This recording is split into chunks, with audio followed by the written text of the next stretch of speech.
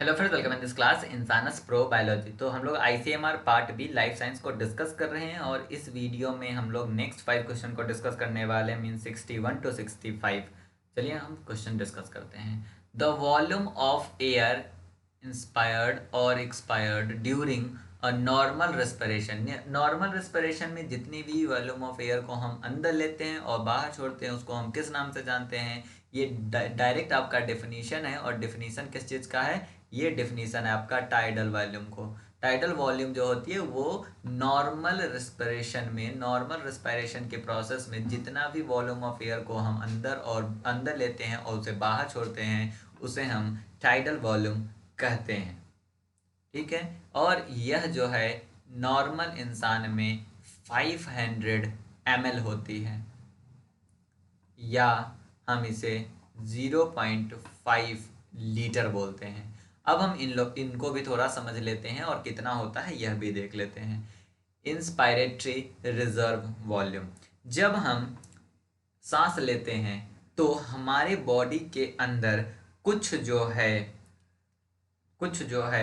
Air रह जाता है। जब हम सांस लेते हैं तो बॉडी के मतलब सांस जब छोड़ते हैं या सांस जब लेते हैं तो हमारी बॉडी के अंदर कुछ जो है वो रह जाता है, और जो हमारी बॉडी के अंदर कुछ एयर रह जाता है उसे हम रेजिडुअल वॉल्यूम कहते हैं। तो the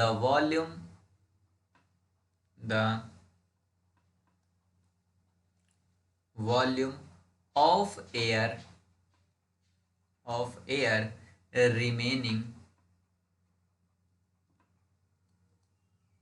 remaining in the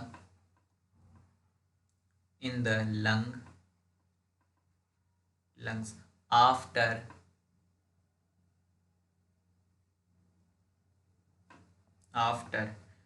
maximum forceful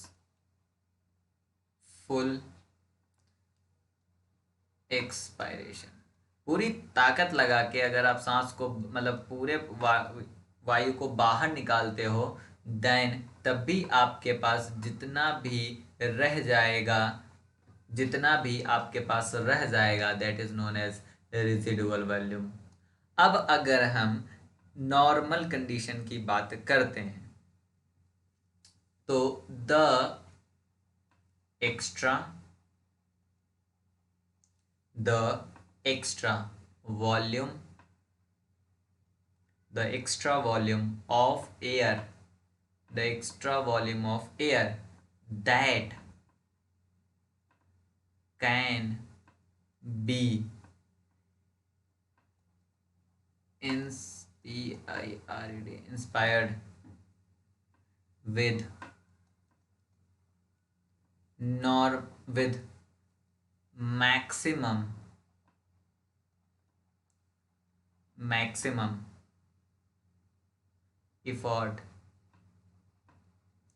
maximum effort after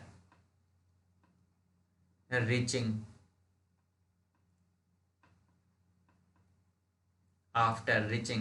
the end of the normal। देखो, 2-3 कंडीशन है। एक कंडीशन ये है कि हम नॉर्मल बैठे रहे और सांस ले। नॉर्मल बैठ के हम सांस लेते हैं तो जितना हम एयर को अंदर और बाहर भेजते हैं that is known as tidal volume, जो कि 500 ml है। अब हमको क्या करना है? जब हम सांस ले रहे हो तो अपनी पूरी ताकत लगा के जो हम एक्स्ट्रा मतलब इस 500 के अलावा जो हम एक्स्ट्रा वॉल्यूम अपनी बॉडी के अंदर एयर को लेते हैं ड्यूरिंग द इंस्पिरेशन इंस्पायरेशन, तो जो ये 500 के अलावा हमारी बॉडी के अंदर जा रहा है that is known as inspiratory reserve volume, जो कि 300 ml मीन्स 3 लीटर होता है मैन के लिए, और 2000 मतलब 2000 ml मतलब 2 लीटर होता है हमारा किसके लिए? वुमेन के लिए। अब सेम कंडीशन है कि हमने क्या करा, सांस मतलब ये क्या है, सांस लेते समय जो एक्स्ट्रा एयर को हम अंदर ले जा रहे हैं that is known as inspiratory reserve volume. Same करो कि extra volume of the air, बाहर की तरफ को ताकत लगा के, द एक्स्ट्रा अमाउंट या volume of air that can be expired with maximum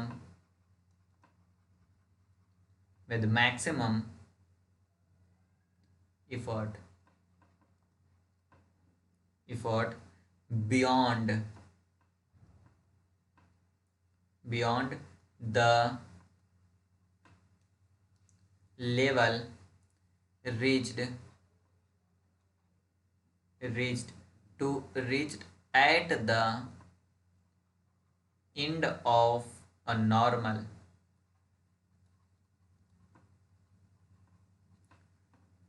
उसे बोलते हैं हम एक्सपायर्ड रिजर्व वॉल्यूम, जो कि 1100 ml होता है मैन के लिए और 700 होता है फीमेल के लिए।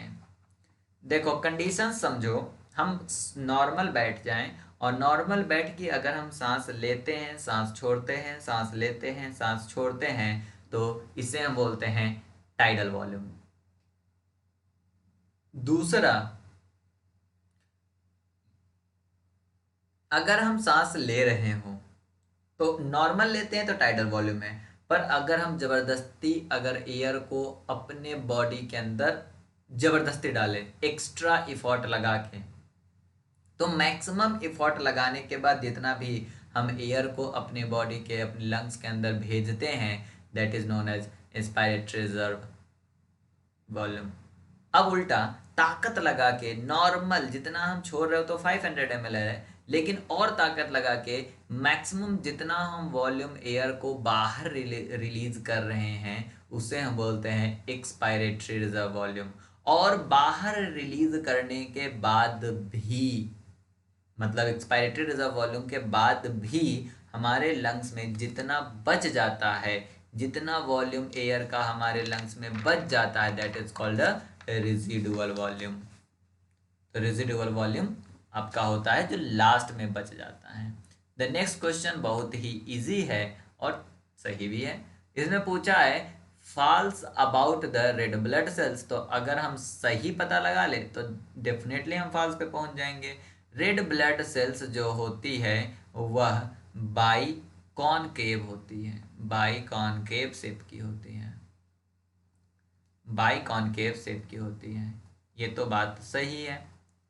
दूसरा, रेड ब्लड सेल्स जो होती है वो नॉन न्यूक्लिएटेड होती है या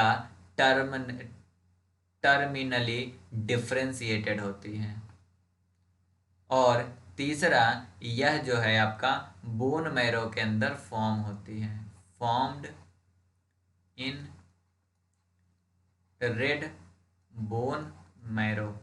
तो ये क्या है आपका कि बोन मैरो के अंदर फॉर्म होती है। पहला ऑप्शन है बाइकॉनकेव होती है, that is the correct. Non nucleated होती है, ये भी सही है। Formed in the red bone marrow, ये भी सही है। आपसे गलत पूछा था, 3 सही है, तो जो बचा है वही गलत है। Have a life span of 60 days, 60 day की लाइफ स्पेन नहीं होती है। इनकी लाइफ स्पेन कितनी होती है? 120 डेज की होती है। कितनी होती है? 120 डेज की होती है, 60 डी की नहीं होती है। इनका लाइफ स्पेन कितना होता है? 120 डेज की होती है। ये बहुत ही इजी क्वेश्चन था। देखो आईसीएमआर में इजी क्वेश्चन पूछे जाते, ज़्यादा टेंशन लेने की जरूरत नहीं है। यहाँ पे देखो क्या है, अ सिंगल मॉलिक्यूल ऑफ हीमोग्लोबिन। अगर हम हीमोग्लोबिन की बात करेंगे तो ये आपका क्या होता है? टेट्रामर होता है। हीमोग्लोबिन आपका क्या होता है? TETRA, टेट्रामर होता है। और अगर टेट्रामर होता है, टेट्रा का मतलब है 4, मर का मतलब होता है हाथ, 4 हाथ पाया जाना, तो 4 ऑक्सीजन के साथ दोस्ती कर लेगा। और 4 हाथ है तो 4 ऑक्सीजन के साथ दोस्ती करेगा। तो क्वेश्चन में पूछा है कि a single molecule of haemoglobin can transport up to the molecule of oxygen. कितना मॉलिक्यूल यहाँ पे आपको कर रहा है? 4 हाथ है तो 4 मॉलिक्यूल को, तो 4 ऑक्सीजन मॉलिक्यूल को एक हीमोग्लोबिन ट्रांसपोर्ट करता है। या कह सकते हैं कि Hb मॉलिक्यूल है वो 4 binding site for the oxygen और each Hb tetramer can bind 4 oxygen molecule. Tetramer 4 हाथ 4 हाथ 4 ऑक्सीजन, 4 ऑक्सीजन के साथ दोस्ती करेगा। ये क्वेश्चन बहुत इजी है। अगर आपने एमएससी में एंडोक्राइनोलॉजी लिया होगा तो ये क्वेश्चन आप बता सकते हो। यहाँ पे लिखा है the hormone involve in the rhythmic activity such as day and night and seasonal changes. इसका आंसर है मेलाटोनिन। मेलाटोनिन हार्मोन जो होता है पाइनियल ग्लैंड से रिलीज होता है, जिसे हम मेलाटोनिन हार्मोन पाइनियल ग्लैंड से रिलीज होता है, लिख लीजिए यहाँ पे, पाइनियल ग्लैंड से रिलीज होता है। इस हार्मोन को हम हार्मोन ऑफ डार्कनेस कहते हैं, हार्मोन ऑफ डार्कनेस कहते हैं। और यह जो है स्लीप हार्मोन के नाम से भी जाना जाता है, स्लीप हार्मोन के नाम से जाना जाता है। बट आपका मेलाटोनिन जो होता है वह यह बताता है कि डार्कनेस हो गई है, मतलब लाइट जो है वो जा चुका है। और इसका जो आपका प्रिकर्सर है वो आपका होता है ट्रिप्टोफैन। क्या है? ट्रिप्टोफैन। ट्रिप्टोफैन आपका प्रिकर्सर है, जो कि सबसे पहले ट्रिप्टोफैन जो है वो आपका सीरोटोनिन में बनेगा दिन के समय, और यह सीरोटोनिन जो है रात के समय मेलाटोनिन में बदल जाएगा। और यह मेलाटोनिन रिलीज होगा जो एनिमल को बताएगा कि रात हो चुकी है, मतलब डार्कनेस हो चुका है, और रात को बॉडी सेंस करके अपनी एक्टिविटी को शुरू करेगा। नॉकटर्नल एनिमल है तो वो मेलाटोनिन रिलीज होने के बाद अपनी एक्टिविटी को हाई कर लेगा। अगर डायर्नल एनिमल है तो वो मेलाटोनिन रिलीज होने के बाद अपनी एक्टिविटी को सप्रेस कर लेगा या कम कर लेगा। कैल्सिटोनिन जो होती है आपका पैराथायराइड हार्मोन से रिलीज होने वाला हार्मोन है। साइक्लिन जो है यह एक मतलब यह सेल साइकिल में जाके आपका यहाँ पे सेल साइकिल में यूज होता है। और एस्ट्रोजन जो होती है यह आपका गोनेडल हार्मोन है। तो मेलाटोनिन एक ऐसा हार्मोन है जो रिदमिक एक्टिविटी डे और नाइट और सीजनल चेंज के लिए रिस्पॉन्सिबल है।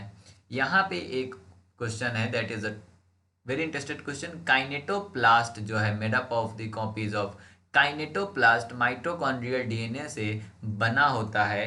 काइनेटोप्लास्ट जो है यह एक नेटवर्क होता है सेलुलर डीएनए का, जो कि माइटोकॉन्ड्रियन डीएनए होता है, और यह माइटोकॉन्ड्रियल जीनोम में होता है। और काइनेटोप्लास्ट जो है वो आपका लिस्मानिया या पैरासिटिक प्रोटोजोआ में पाया जाता है। तो पैरासिटिक प्रोटोजोआ में आपका काइनेटोप्लास्ट पाया जाता है, जो कि कैसा है, माइटोकॉन्ड्रियन डीएनए से बना होता है। तो ये क्वेश्चंस हम आपको जो समझा रहे हैं इसको आप नोट करते चलिएगा, क्योंकि जितना ज़्यादा आप इसे याद करोगे, जितनी बार आप इसको सुनोगे उतनी बार आपको फायदा होगा। मे भी क्वेश्चन पूछ लिया जाए कि काइनेटोप्लास्ट किस एनिमल में पाया जाता है, तो काइनेटोप्लास्ट जो है लिस्मानिया में पाया जाता है। या ये पूछ लिया जाए काइनेटोप्लास्ट किस फाइलम में पाया जाता है, तो प्रोटोजोआ में पाया जाता है। काइनेटोप्लास्ट किस चीज़ की बनी होती है, किसकी कॉपी होती है, तो माइटोकॉन्ड्रियल डीएनए की कॉपी होती है। जैसा कि ऊपर वाला वीडियो में मैंने आपको 2-3 क्वेश्चन बताया कि मेलाटोनिन से पहले दिन में क्या बनता है, सेरोटोनिन। सेरोटोनिन मेलाटोनिन का प्रिकर्सर क्या है, ट्रिप्टोफैन। मेलाटोनिन कहाँ से रिलीज होता है, पाइनियल ग्लैंड से। पाइनियल ग्लैंड में मेलाटोनिन का और क्या नाम है, हार्मोन ऑफ डार्कनेस, और इसी को हम क्या बोलते हैं, स्लीप हार्मोन भी बोलते हैं। तो इस तरह से हम आपको अदर और कुछ इन्फॉर्मेशंस देते हैं जो आपके तैयारी को इन्हांस करेगा। Thank you for watching this video. Share this video with your friend. Thank you.